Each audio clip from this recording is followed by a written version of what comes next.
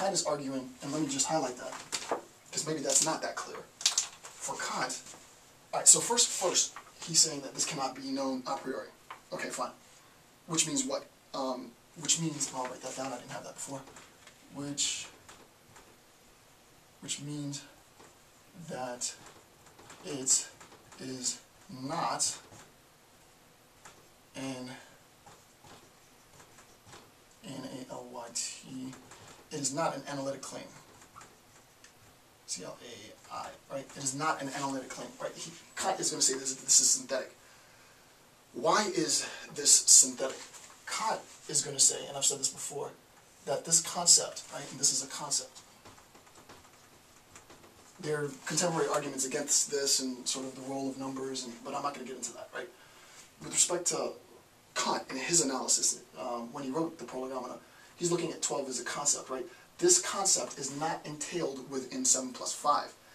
Since it's adding new content information to the subject, by definition, as I just said, it has to be amplitive.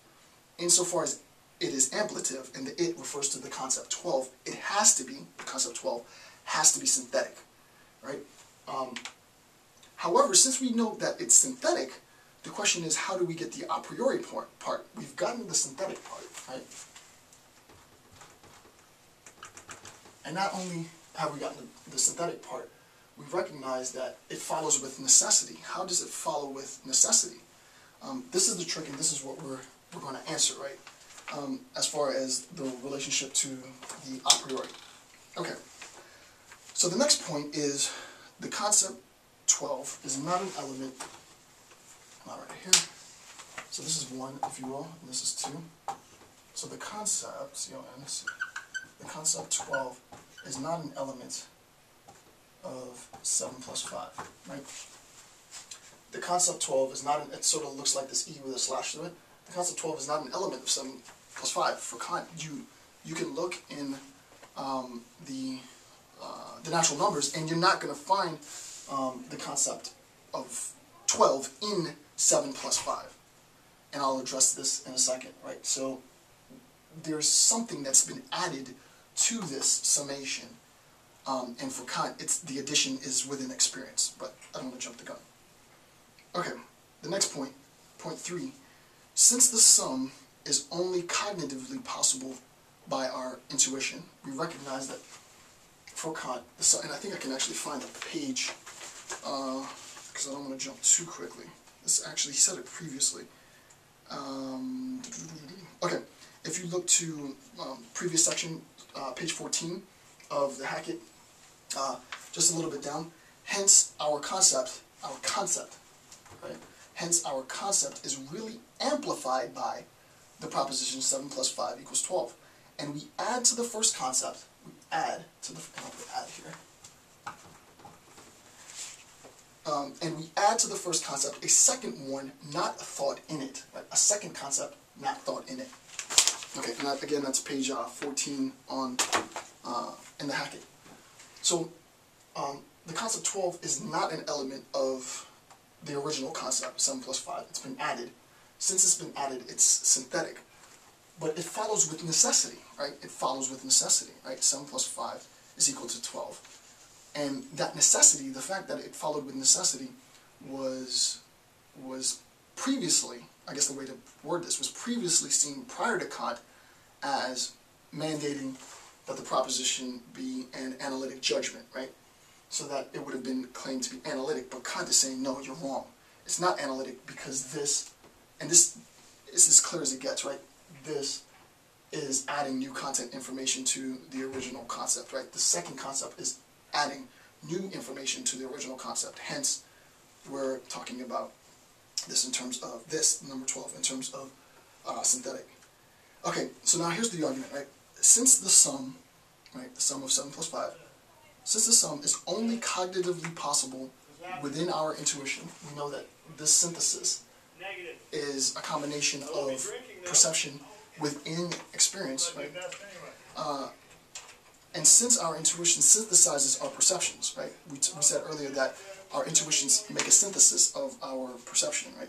The whole point of describing experience was to say, well, what does what is experience? Well, it's a synthesis of perception. It's a combination, a joining of perception.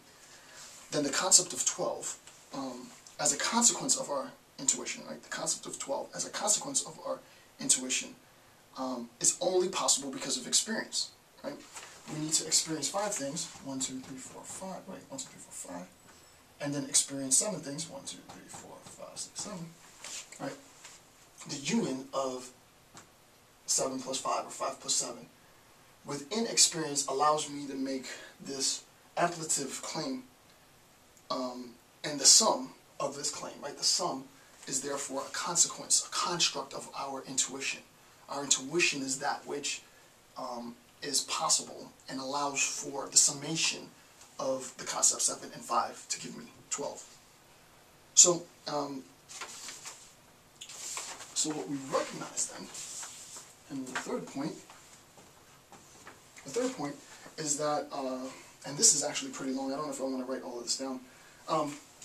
12 is an element of n in set theory, and the letter n stands for natural numbers, right? So, you know, and this is pretty obvious, right?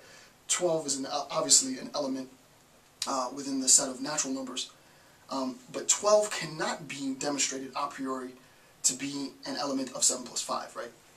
12 is an element of natural numbers, that's just a fact, right? But you cannot demonstrate that 12 is an element of 7 plus 5. Right? There's no way that you can demonstrate that 12 is an element of 7 plus 5, because the way that you arrive at 12 is that you're directed to experience. If you think of it like this, the attempt to combine it, right, placing emphasis on the summation of the concept of 7 and 5, forces me almost with necessity, right?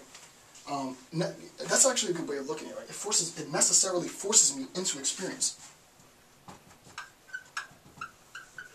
Right? It forces me with necessity into experience. The summation forces me into experience to conjoin 7, 4, 5, 6, 7 plus 5, 1, 2, 3, 4, 5, and then I count them up to be able to say 12.